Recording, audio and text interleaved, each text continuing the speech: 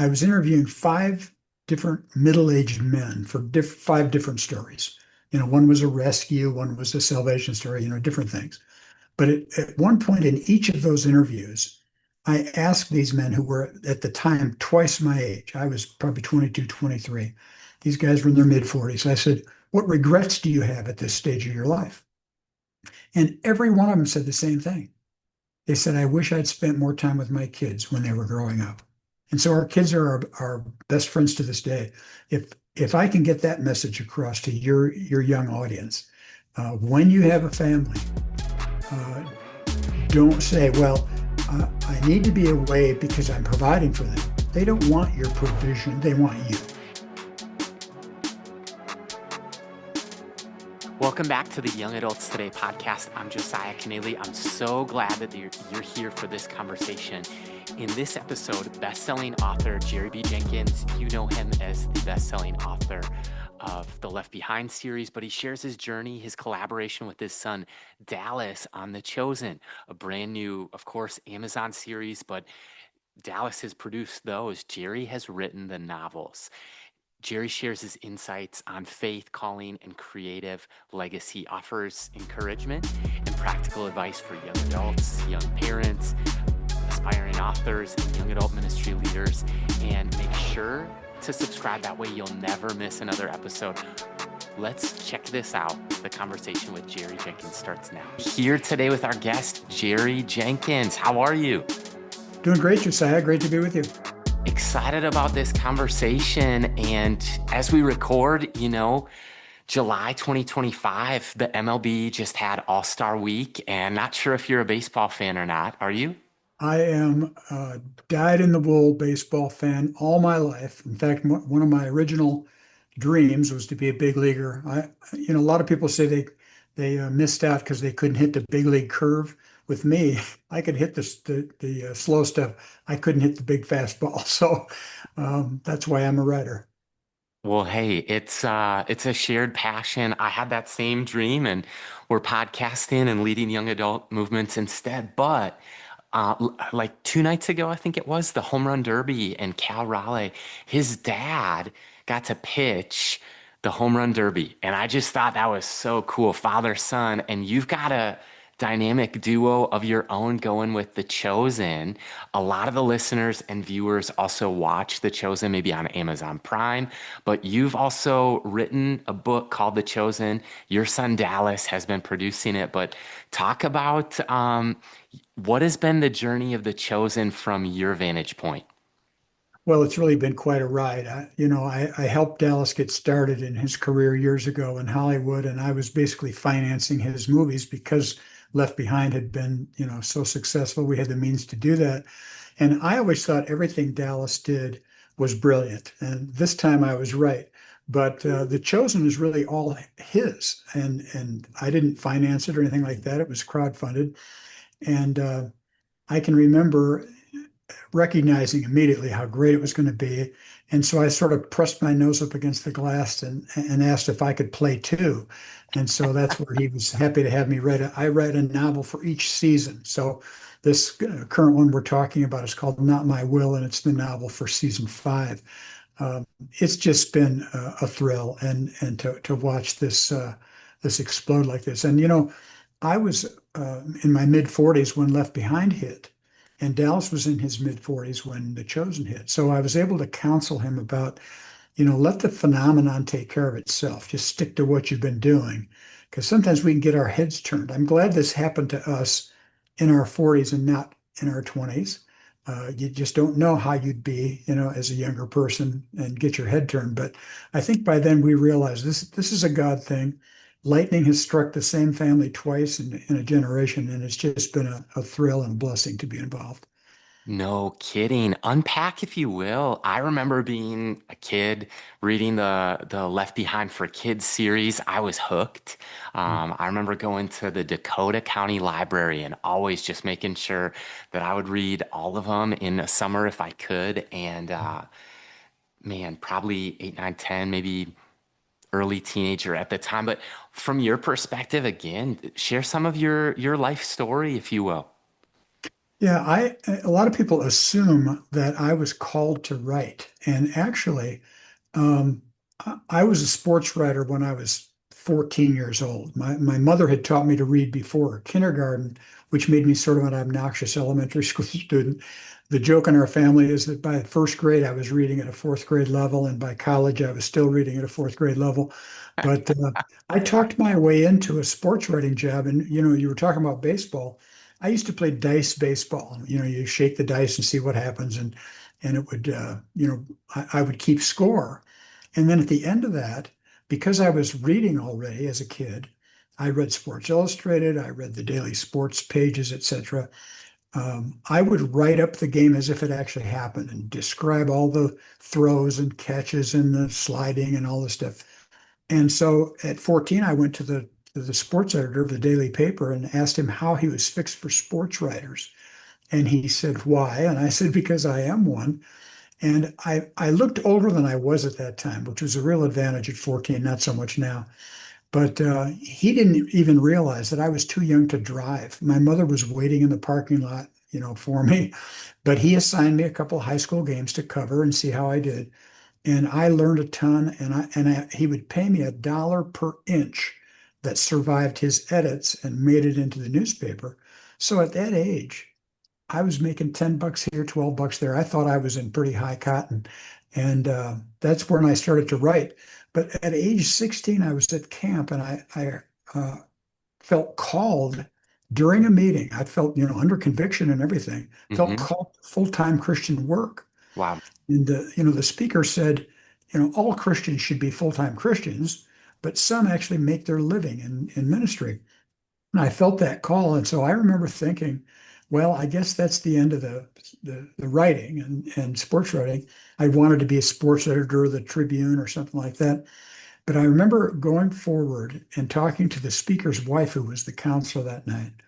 And I told her my story. And she said, "Don't be too quick to give up the writing, Mm, because God often equips us before he calls us. wow. And this may be the vehicle you use to fulfill this call."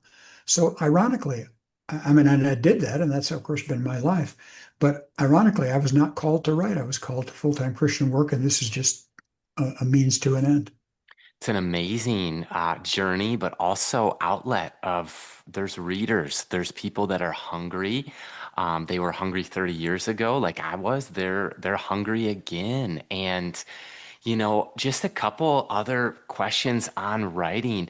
Why do you think that the Left Behind series, and we'll get into Not My Will in a second, but why I'm just dying to ask you, over 30 years, why do you think this literature on Left Behind, why do you think that it's still just connecting with so many readers? Yeah, it's amazing, and it's hard to put your finger on. I know many writers, and I've been in the game, for 50 years now. But it'll be 30 years in August since the first Left Behind title came out, Wow. and it's sold in this 60 million range for the series, and it's still selling like 10,000 units a month to this day. We Wow. still get letters and still, hear from people. But I think one of the secrets to it, besides the timing, I mean, it was near the end of the millennium. And Yep. for some reason, people equated the end of the millennium with the end of the world. I didn't, and neither did Dr. LaHaye, but they were curious and they were living in a scary time. And it was like, what does the Bible say about the future? Even if you're not a believer, Yep. people are saying, what's coming and what's happening. But I think one of the secrets to it, and I didn't necessarily do this on purpose, but I kept asking Dr. LaHaye, who am I writing to? Am I writing to the uninitiated who have no idea what we're talking about? Or am I writing to the church who is just going to be encouraged by this story they already believe? And he said both. And I remember saying, a double-minded book is unstable in all its ways. And so I kept trying to talk him into one or the other audience. And he said, I really want it for both. So when I wrote the thing, all I could do was do credit to his vision of prophecy Yep. and the biblical story. And what I included, I mean, the rapture happens in the very first chapter. And so what you have are skeptics who say this can't be of God. God wouldn't do this and create all this turmoil. And so I included what I consider credible, skeptical characters, not all of whom become convinced or become saved or, anything like that. And so there was somebody there for all readers to identify with. They said, okay, if this is just a story, I can forget the religious part of it and just read it for the fun of the drama. But when they see what happens, they're thinking the same things these credible skeptical characters are thinking. And somehow I think that worked because it became a crossover hit. And these were debuting as number one on the New York Times list and all that, even though the idea was from a Christian minister, the writer was a Christian, the story was the rapture of the church at the end of time. And yet it crossed over and became a hit. No kidding. What do you wish that every Christian or young adult knew right now in this season about the end times? Well, a couple things. One is, we can disagree on the eschatology. There are people who believe in the mid-trib and pre-trib and all that. Totally. I happen to be a pre-tribber, and that's the, angle from which I wrote the books. My joke is I think pre-tribbers get to go first, but I don't, Fair. fall on that sword because I have many friends who are have doctorates in theology who believe otherwise as far as timing, but we all agree that Jesus said he was coming back. Now, Yeah. when exactly that is, um, in one sense, I don't care. I just want to be ready, and that's what I want people to get from those books is to be ready for whenever this happens. The other thing is, people are always saying because of all the wars and rumors of wars and all the things that are going on, obviously we're closer than we've ever been. Every day we get closer. But they say, and we know it could be today, we're supposed to watch and wait for the imminent return. But Yep. that word imminent was used over 2,000 years ago. So what does that mean? It really means that God's economy of time is different than ours. To him, 1,000 years is as a day, and a day is as 1,000 years. So if in his mercy he waits one more day, that could be 1,000 of our years. Now I'm still hoping it's today, and it could be tomorrow, but it also could be another day in God's economy of time, 1,000 years. So let's be ready, but let's not sell everything we own and go up on a hillside and wait. Let's be urgent about sharing our faith and getting people ready and hoping that God, continues with his mercy. I want to go back to something that you said near the top of the episode, Jerry, and you were talking about both you and Dallas. Because we're a young adult ministry and we're working with 18 to 30-year-olds. All this, so many decisions, so many moves and career transitions and life decisions and marriage, kids, family, all of it, trying to figure out housing. But you said something that both you and Dallas kind of peaked or started to feel like traction closer to the age of 40. Mm. And, a theme so far is that God's timing is so much different than ours. It would Yeah. be easy for the listener to feel discouraged, like, hey, I'm falling behind. Hey, when is my time coming? But have you found, because, one of the things we teach on is that you want the light in you to shine brighter than the light that's on you in terms of you want your character on the inside, your integrity, your faith, your development, your discipleship, your spiritual formation. You want that to be strengthened with a foundation greater than outside, lights or spotlight or attention or media or coverage. Do you have any other thoughts for young leaders on that? Yeah, in fact, you wouldn't know this, just Josiah, but my life verse is Matthew 5:16. Let your light so shine before men that they may see your good works and glorify your Father who is in heaven. And I think with both Dallas and me, from the beginning, yeah, we were striving to be successful and have a big outreach. But Left Behind was my 125th book. Was it It doesn't really? mean I was a failure up to that point. I was very successful. We were going to be able to pay off our house and put our kids through college and all that stuff. But it wasn't a phenomenon like Left Behind. My goal was to be faithful and obedient to the call. And really, I had nothing, and Dallas talks about this too. We have nothing to do with what happens to the product after we produce it. That's not up to me. That's up to God and the marketplace. Hmm. And so I give it all I've got. and I've succeeded when I've finished the manuscript. So even if it doesn't sell or doesn't have any impact, I've obeyed the call. Success is obedience. And Dallas came to that point too, where he said, his job is to bring the five loaves and the two fish. The miracle is up to God. Wow. And so that's my challenge to young people. Be faithful, be consistent, whether you succeed in the eyes of the world or not. And yeah, let that light from within shine. And don't worry about the light that's coming from other people. I can remember when Dallas was, before The Chosen, as I mentioned, I thought everything he did was brilliant. And I kept thinking his movies were going to hit, and some did and some didn't. And I was thinking, boy, is there a lot of pressure on him because his dad has been very successful in the Mm. literary world? And I thought, even if he never has anything that breaks out like that, I hope he's consistent and faithful, and he was. And then when The Chosen did hit, people say, is it going to be more successful than Left Behind? That ship has sailed. Chosen is so far beyond what we could even dream. I mean, Left Behind's a phenomenon. There's no question. I don't apologize for that. But The Chosen is an international phenomenon and growing every day. And it's just been a thrill to watch. Oh my gosh, you're right.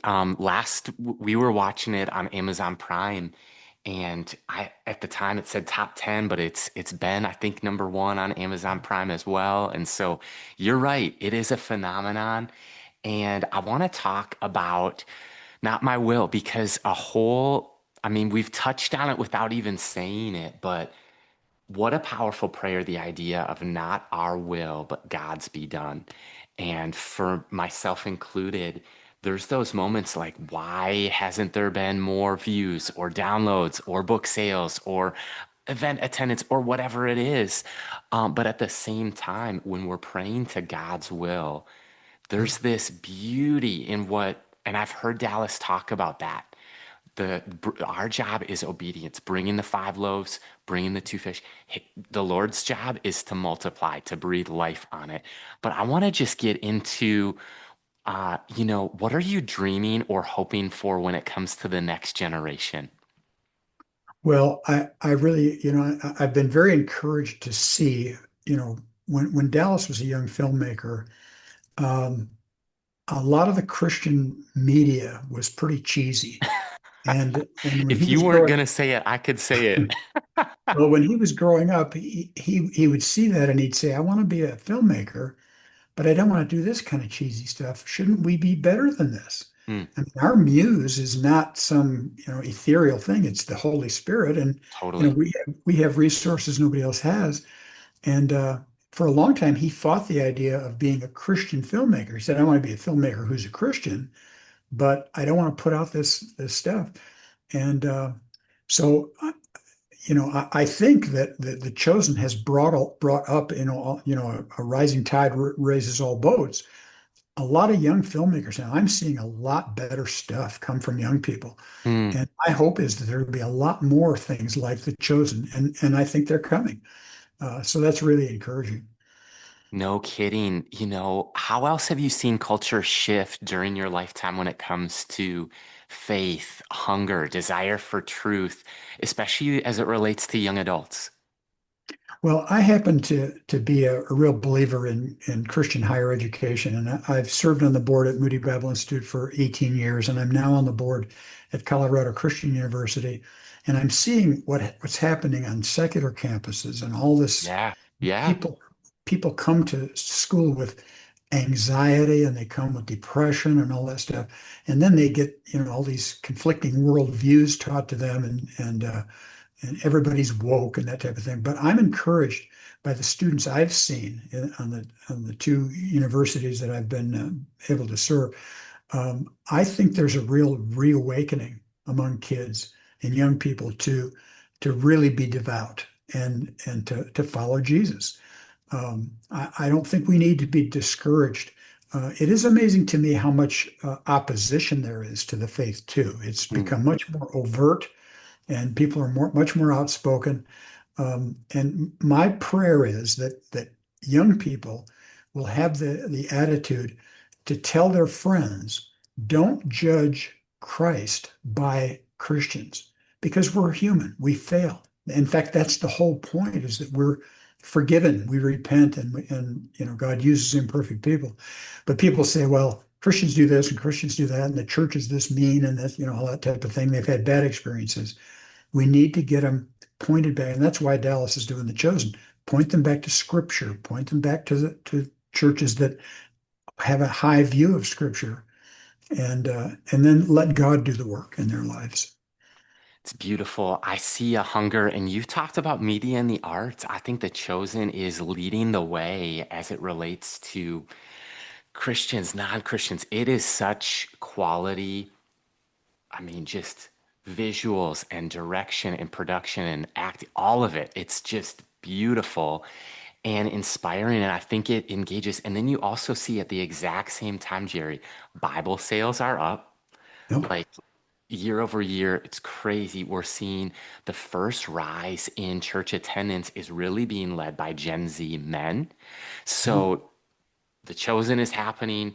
Church attendance is up. Bible sales. It's like what, from my angle, we lead a local young adult ministry at our church. We help in our state and our denomination, but then we help resource Christian leaders and denominations across North America that are starting and strengthening young adult ministries. And it's just like there's a wave in the student section right now. You mentioned college campuses. I think of some that are nearby here, us with Minnesota, but also Unite Us. There's a move of God happening. And I think that two prayers I pray right now, Jerry, for every young adult. One is that they could say, and I pray the same thing for our three kids, that they could say they were a part of a move of God, Mm. but also that they'd be mobilized to change culture, that they'd Mm. be mobilized as the next generation to share their faith boldly, to, I love coming back to your son Dallas, just seeing the way that he's pushing the envelope in some ways with creativity, and we're here for it. I want to have you share about the latest novel is based on the Chosen series. It's called Not My Will. Talk about the message in this novel. Yeah, this is the story that the season is Holy Week, so it starts with the triumphal entry to Jerusalem for Holy Week, and it ends with the betrayal in the Garden of Gethsemane.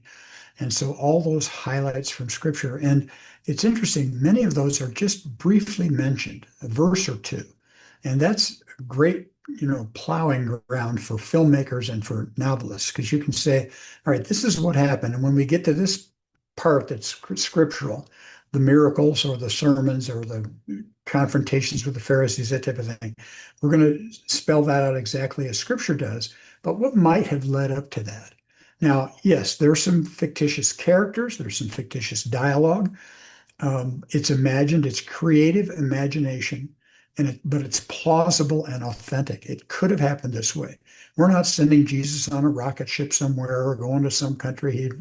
There's no evidence that he was ever at anything like that. It's simply this could have happened, and we want people to identify with those characters and say, if I were there and this was me, what would I have thought? What would I have done? And a really interesting thing happened. I try to get down on the set when I can. And almost exactly a year ago, in fact, Dallas's 50th birthday is coming up July 25th. Um, And last July 25th, my wife and I went down to celebrate, and to be on the set and to watch him work. And I can remember, of course, we've got three grown sons. And what I did at each of their births was during the time, I was in the labor room.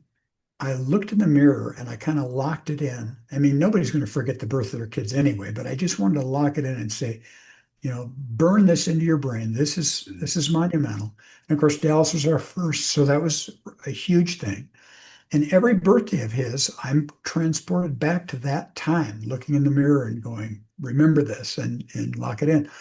And so while I'm down there watching him work, I'm transported back 49 years at that time to his birth. And he says at one point, it was late at night, and they're shooting this gigantic sound stage. And he says, Dad, would you like to stand behind me as I direct this next scene? Well, I jumped at the chance. Wow. And here I am verklempt already because I'm thinking about, the day of his birth. And of all things, now I would say this is a spoiler, except it's already in the novel. The novel is out, so people know this. But Dallas and his co-writers invented a scene for the Garden of Gethsemane that's a father-son scene. Joseph, Jesus' earthly father, appears to him and encourages him and says, "I'll be waiting for you." Well, here we are on this soundstage, which has been recreated with imported dirt and imported olive trees from California, torches, because Dallas doesn't like, fake lighting. He likes to be Yeah. real. Yeah. Just a beautiful setting. And I'm standing behind him and I'm overcome with this father-son scene he's directing. And I had to press my hand over my mouth to keep from whimpering on mic. I know my place. I'm supposed to be quiet and watch. And at the end, all I could do was embrace him. And he said, "Oh, I forgot you were a blubberer. Thanks for keeping it together." But that is a memory I'll never forget. That was so special. And as I say, we're going down, next week too, because it's his 50th. So that should be fun. Oh my gosh. I'm a dad. We have a 5-year-old.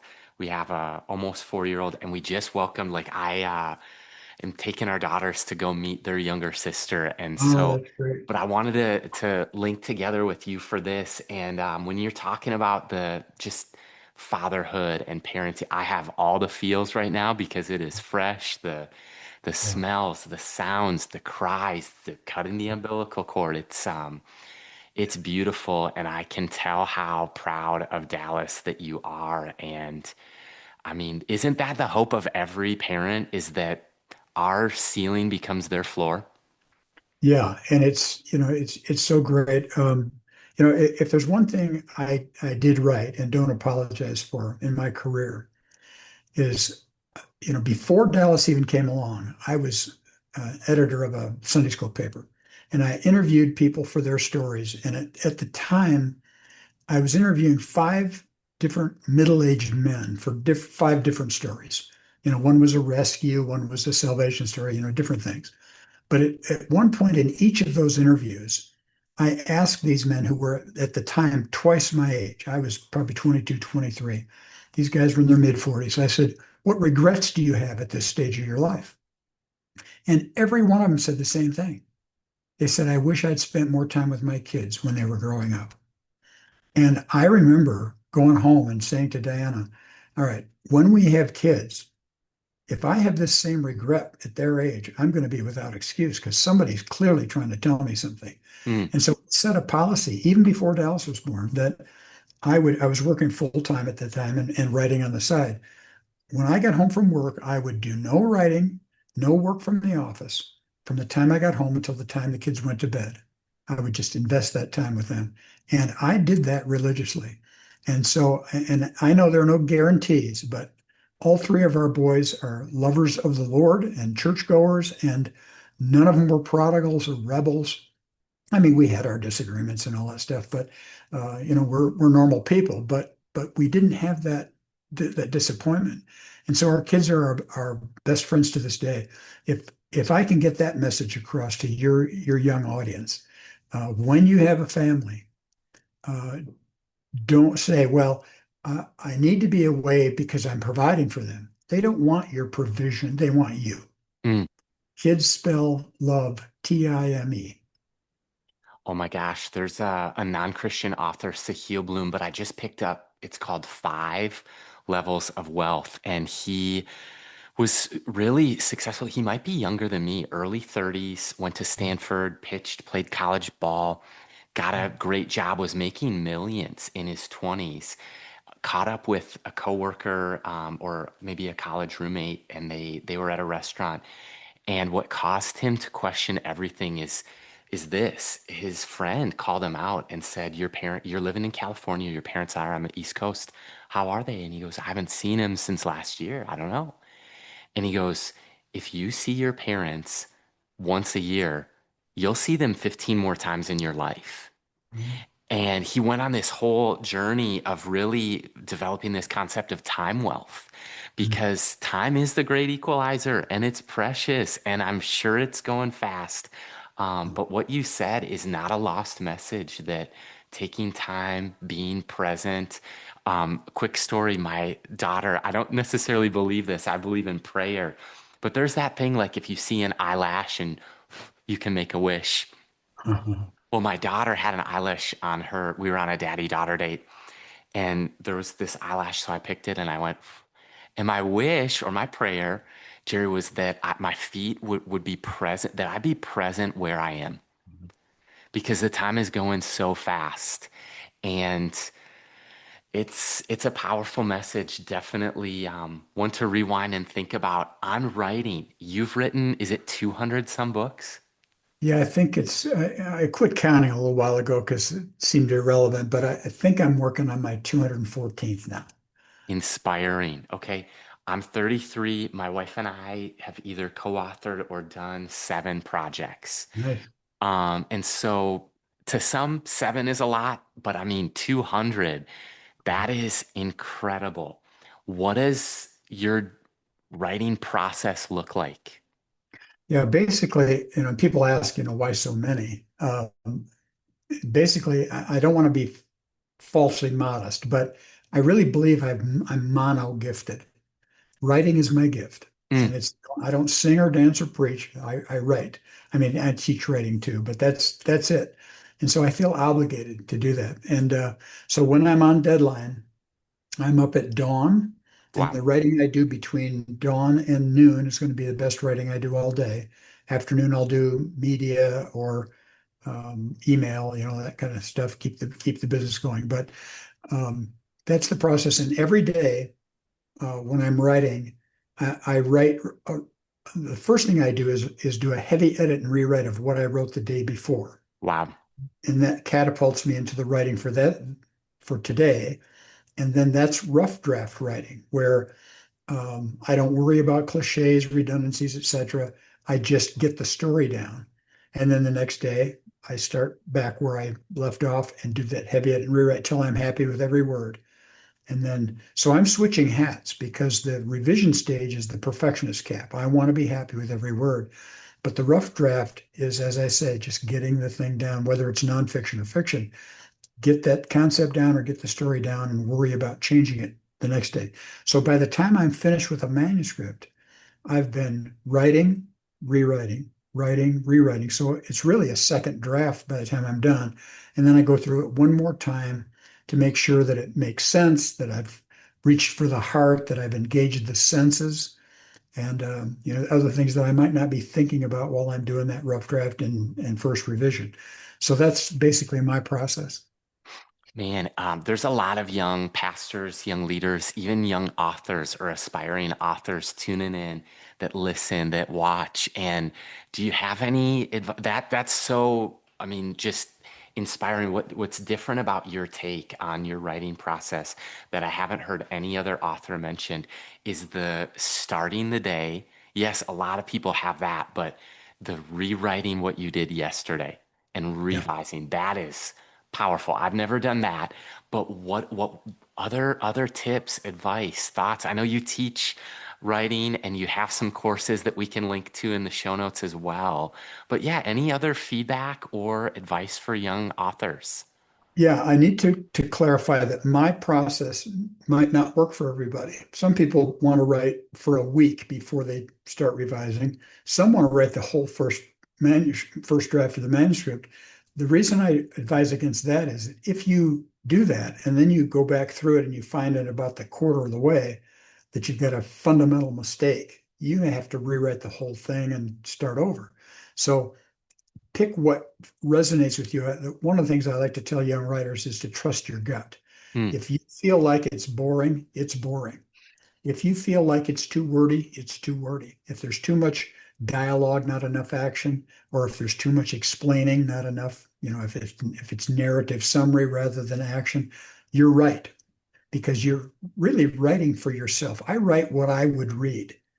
And so I put that through that grid and say, would this keep me reading? Now, sometimes because I do that starting over stuff, especially in the beginning, say I write 10 pages one day, the next day I rewrite those 10 and read another 10. The next day I might go all the way back because that first chapter is the key. If it doesn't resonate and keep you reading, the rest of it's moot anyway. So the downside of that is that maybe by the time I'm halfway through the book, I've edited and rewritten that first chapter dozens of times, and I'm tired of it. Hmm. I'm bored with it. I'm thinking, will anybody care? That's when I might show it to one of my sons or to my wife or to another friend I trust. And they go, oh yeah, this is good. I love it. Because they haven't seen it before. And that encourages me, and I keep going. So the other bit of advice I might give to new writers especially is don't start your writing career with a book. A book is not where you start, it's where you end. It's where you arrive. And you haven't, I still don't feel like I've arrived. I want each one to be better than the last. But a lot of people say they've got a book idea. And I say, that's like a 5-year-old saying, I'm ready for graduate school. You need to go to kindergarten, you need to go to elementary school, you need to learn the business, learn how to be edited, learn how to work with an agent, an editor, etc. And then once you've succeeded with shorter stuff, then try your hand at a book. I think that's good counsel too. It really is. It reminds me of like we crawl before we walk, before we run. Yep. And there's maybe there's a degree of patience that probably driven people who aspire to lead, who aspire to write, are driven. And so there's almost a taming of the passion that it's gonna come, the time is gonna come, but embrace the blog posts, embrace the social media carousels, embrace the message. And is that what you're saying? Yeah, and there's a certain naivete about first time writers. I've had people say, I've got a book in me if I just had the time to write it. And I'm thinking they don't realize what an insult that is to somebody who's given their entire life to this. Wow. All I needed was time. I needed a lot more than that. I need to get 250,000 cliches out of my system. And as I say, learn the business, learn how to work with an editor, etc. Um, and people say, I remember talking to a psychological counselor one time, and he said, um, I've been thinking about writing a book in my spare time. And I said, well, I've been thinking about psychological counseling in my spare time. He said, I didn't know you were trained for that. And I thought, oh, well, I need to be trained for your profession, but you don't need to be trained for mine. Yeah, it's one thing that people learn, and I want to make sure they learn. And if people just check me out at jerryjenkins.com, they see we got Yeah. everything from free stuff, blogs and tips and daily stuff and YouTube videos, all the way up to courses you can buy. But the one thing I want them to know is if you love writing, or if you think you're going to love writing and producing, etc., if you're doing it right, you're going to find it grueling. It's harder than you thought. I've been doing this for over 50 years, 200 plus books. I get halfway through every manuscript and wonder why I thought I could ever do this. It's just grueling. If you're doing it right, it's grueling. Now, I love being an author. I love being known as an author. I love everything that's come from it. I love that I can do it. I sort of compare it to marathon running. Not that I Yeah. was ever a marathon runner, but Yeah. ask a marathon runner at the 20-mile mark if he doesn't just love running. You might get a gesture you didn't expect. They love training for it and Yeah. doing it and being able to do it, and they love the result. But while you're doing it, if you're doing it right, it's grueling. Mm. Such helpful feedback. I found that I just followed up by saying taking a course like maybe one of the ones that Jerry offers, going to a writer's conference. I think those are going to be really helpful things for you. Just because, like, I went to Mark Batterson's writer's workshop and just learning a few things like 90% of books or 95% of books never sell 5,000 copies. And he said something that I'll never forget. He said, selling a book one at a time is really hard.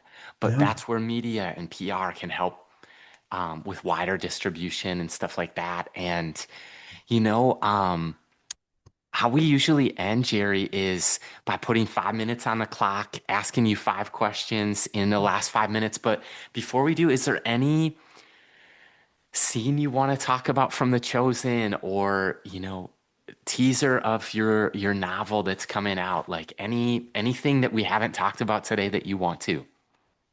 Well, there are a lot of special moments in Not My Will. I do think the Gethsemane scenes are special because everybody knows that story.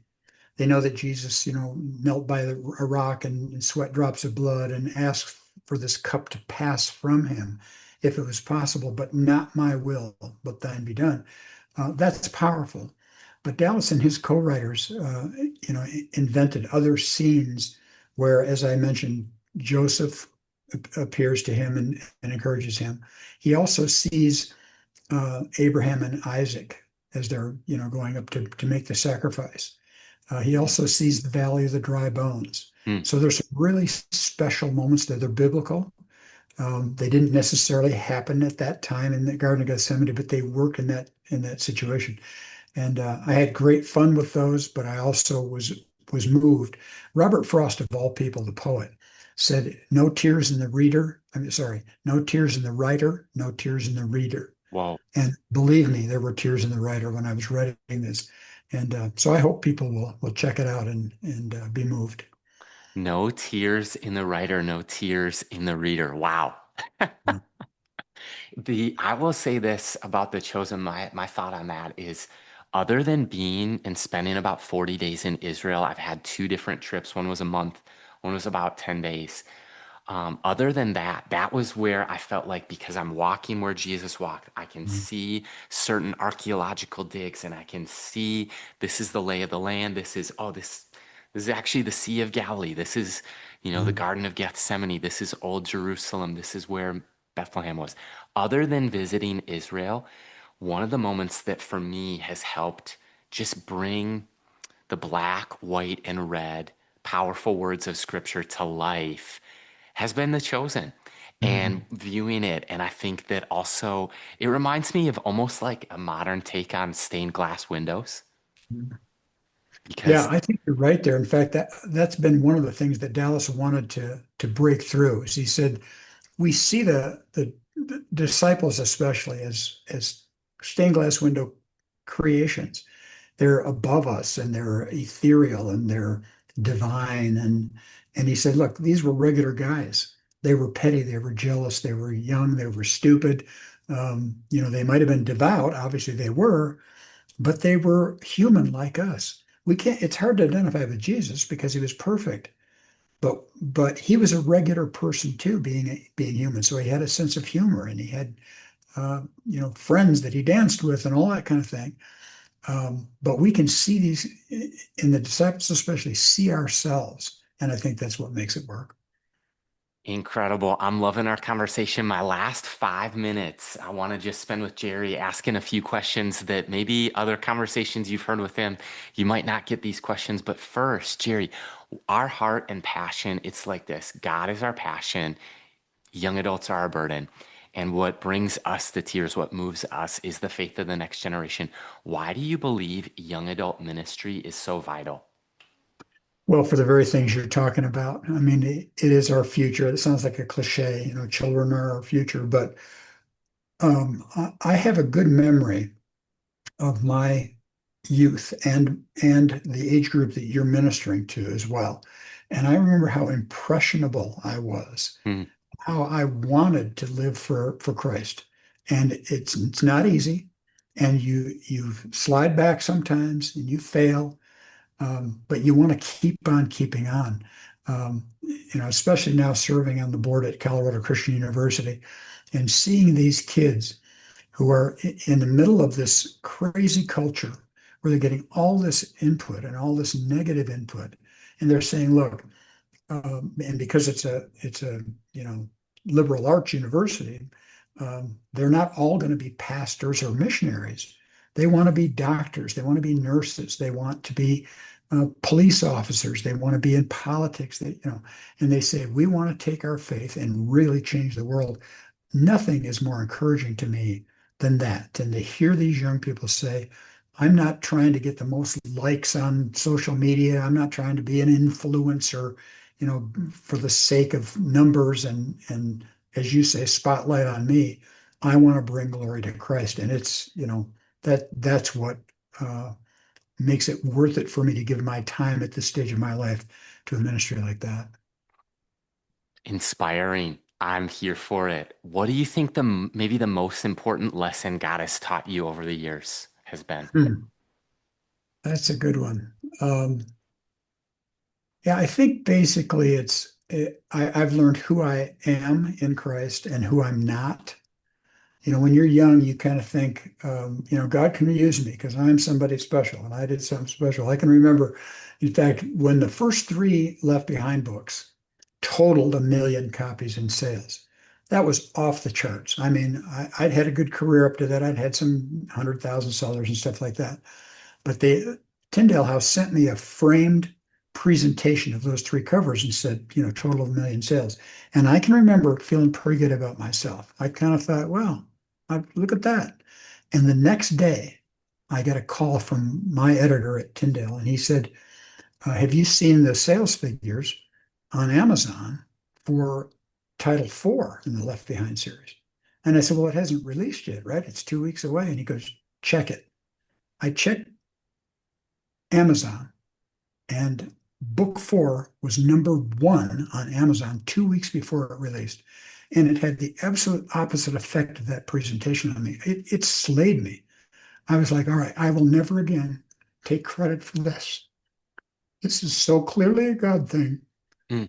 Forgive me for that. And I'm just hanging on for dear life. And Dallas is feeling the same about The Chosen. He's saying, this is so much better than I am as a director that I'm bringing everything I've got to the table, but what happens to it is to God. Man, that moves me and it speaks to me that God deserves the glory. And I think part of why there's a lot of moral failure out there, I think part of why there's just a gap between just character development, and you've experienced that and touched on it, but I think the key piece is not taking the glory for ourselves, but making sure that he gets it. He deserves it. I Wow, agree. Jerry, that's powerful. What's a hobby that we'd find you maybe during a non-deadline season, a non-writing season? What would we find you doing for fun as a hobby these days? Well, I'm a movie buff, so I do see a lot of movies, and and basically, people have asked, what do you want on your tombstone? My wife says she's going to put on there never an unpublished thought, but really, what I want to be remembered for is not my writing or any big success I've had in the eyes of the world. I want to be remembered for being a good dad, a good husband, and a good granddad. And so that's my prayer. That's special. It's a model to aspire to as well. What about if you could ask me anything today about young adults, any topic that you want to know more about? What would you want to ask me?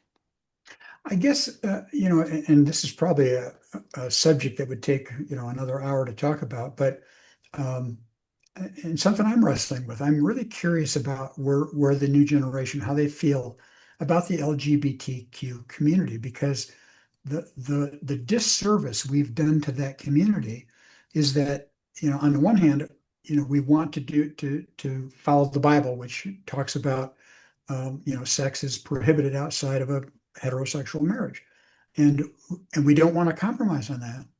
But the message that it seems to give that community is we hate them, or we're afraid of them, or we're shunning them. And nothing could be further from the truth. We love them. We're not saying their sin is any worse than our sin. And they say, well, if you call it sin, then you hate us. Um, I guess my question is, how does the younger generation deal with that? How do they love their gay friends without condoning, their actions? On college campuses, through our other podcast called FYI, where we answer questions from young adults about adulting and faith and life and theology and relationships, finances, dating, sex, all of those questions. That is one of the most, I think, frequently asked Mm, questions that in this cultural moment is going to come up. And how are they dealing with it? I think that there is a tremendous desire. There's an assumption and a desire, Jerry. I think the assumption from maybe pastors, church leaders, people like myself or you or others, sometimes we can, if we're not mindful, we can make an assumption that everyone knows what the Bible says. And mm, sometimes there's such a difference between asking God a question and questioning God. right. So my word, I think that Claire, the first the first thing that comes to mind is that clarity is kindness. So there's just a hunger around who is the person of Jesus? What did he really say? What, what was he like? What does the Bible teach about all of these things, from marriage to finances to relationships? Dating's not in the Bible. So how do I approach dating God's way? All of those subsequent questions. But I think that something that younger generations have really done an amazing job of is asking, first of all, being self-aware, asking really great questions. And my hope is that for us as leaders, for the listener, that we'd listen really actively. And then anytime you get a repeat question like this one or like others, that you can do some due diligence and research on it to journey together. Because in that, they're looking for truth. They're looking for a guide from the side and asking really phenomenal questions. But I think there's a tremendous hunger for the gospel and a desire to be the hands and feet of Jesus, to truly love like Jesus loved. I think that's the desire that I'm seeing in the next generation. Great. That's encouraging. What about a last, maybe encouragement or piece of advice for the listener today? Do you have something, maybe a piece of hope to hold on to?